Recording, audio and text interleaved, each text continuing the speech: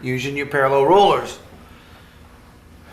When you're plotting on a chart, a nautical chart, you're going to be asked to find directions, and the way you can find the directions is by using this particular area of the chart.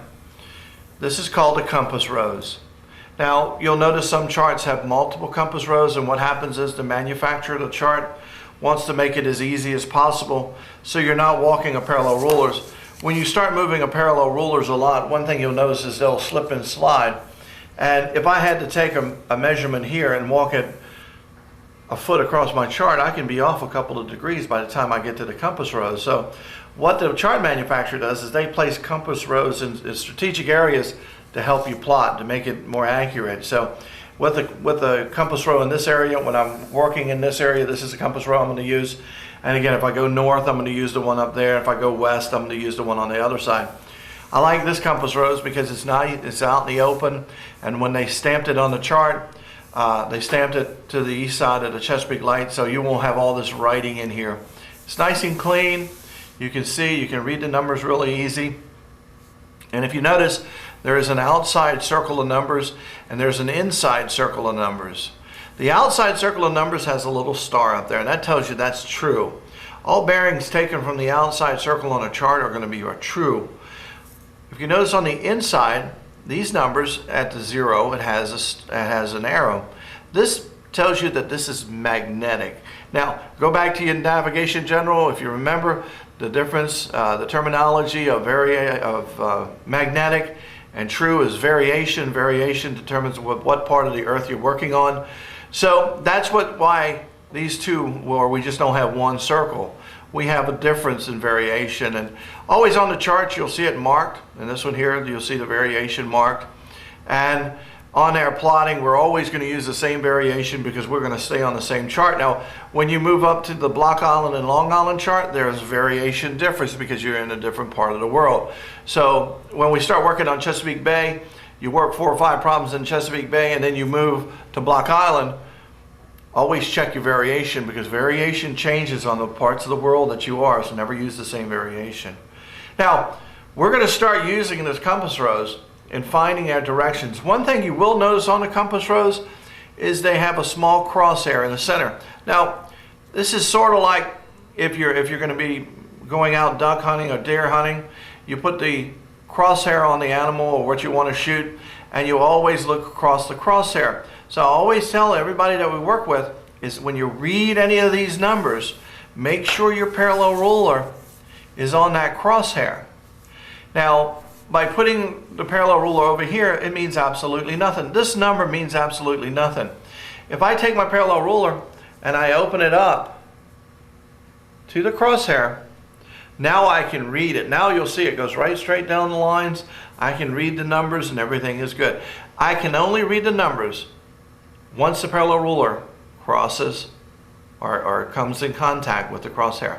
So this is how we read it. If I laid my parallel ruler and I wanted to know if I had a rendezvous place over here and I was over here, what direction would I go?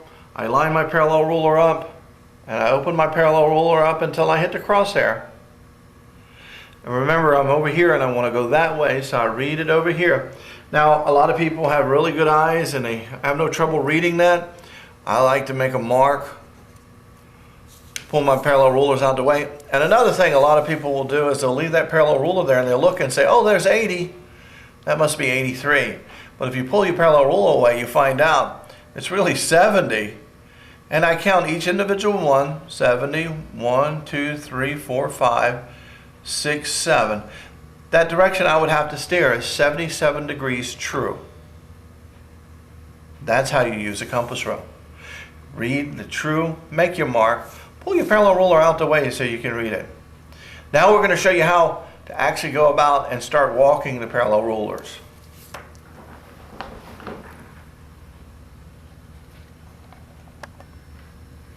Using the parallel rulers now, what we're going to do is we're now going to put it into a project.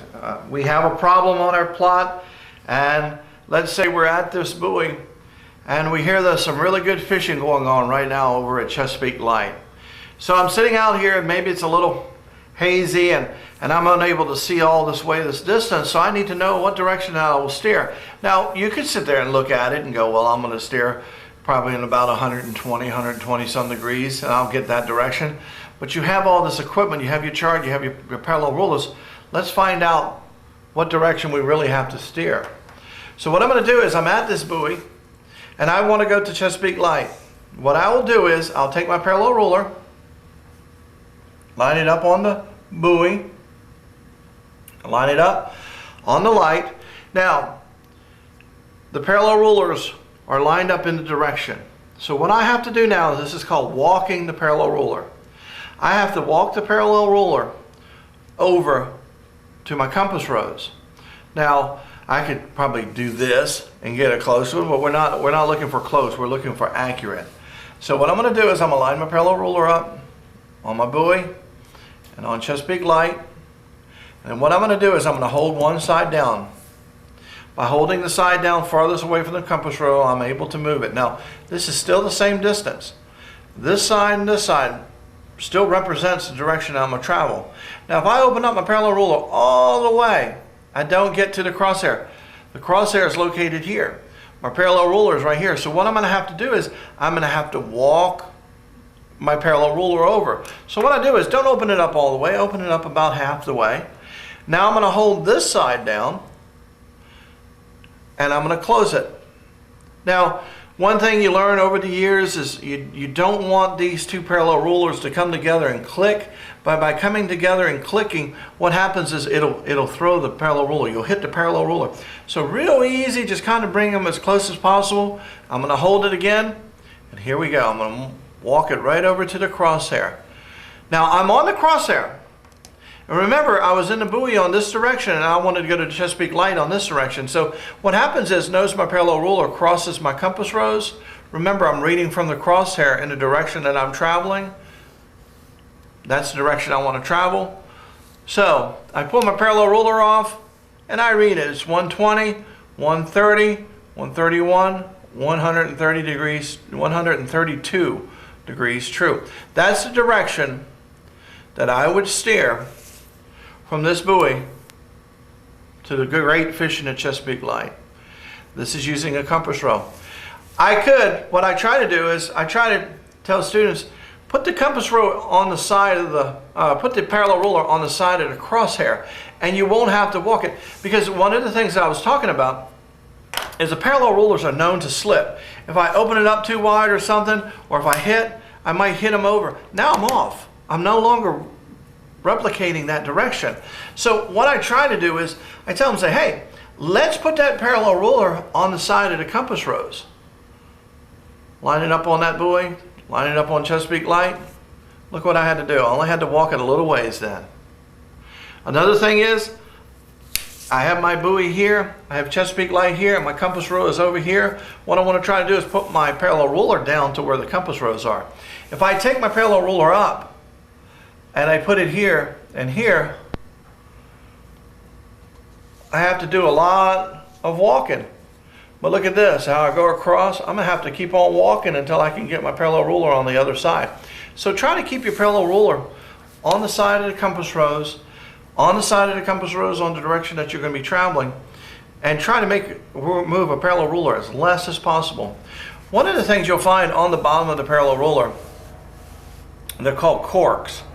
And these corks hold a stiffness, and it holds traction almost like a car tire on your street. It holds traction onto the chart. So it prevents a lot of slipping. But what you'll find is, as you start practicing and as you start working on a chart, you start dragging these corks across the lead that you've drawn on the paper, and your cork will get covered with lead, and that makes them slippery. So what you may want to do every now and then is take your pencil eraser and just put some eraser on that cork. It's just like adding more tread to a tire. You may even want to take your parallel ruler, just kind of wipe it down a little bit with your pencil eraser. And what that does is it gives you some grip. A couple other tricks is if you see on a parallel ruler, there's a black line on the inside of the parallel ruler. That actually helps you as far as accuracy goes a lot of times too. If I wanted to go 90 degrees, and sometimes when I take my pencil and I put right on 90 degrees, and I put my crosshair right on it, you may find that where you're working, there shows a shadow onto the chart, and you have trouble reading it because of the shadow. So what I find sometimes is if I take that line, and I'm going to put my crosshair on that line, and I line it up on 90 degrees, accuracy just increased. Because now it's almost like a scope. I have the black line. Now it doesn't matter when I walk it to where this line still represents this line, still represents this line. They're all going, this whole parallel ruler is going in 90 degrees. So I can walk it over, and it doesn't matter how many times you open it up, you walk this way and this way, as long as your parallel ruler doesn't slip, you're still representing the direction that you're traveling. So a couple tricks. Use your black line inside. If you want to line it up on the buoy in the lighthouse, take your black line, line it up on the buoy, line it up on the light. Sometimes you'll find that the shadows are just too much and it's hard to use that black line inside. Also, one important thing, never plot sitting down. If I'm plotting and I'm looking at it in this direction, it's going to make things a lot harder. Always stand up when you plot, look down onto your work. That's using a parallel ruler.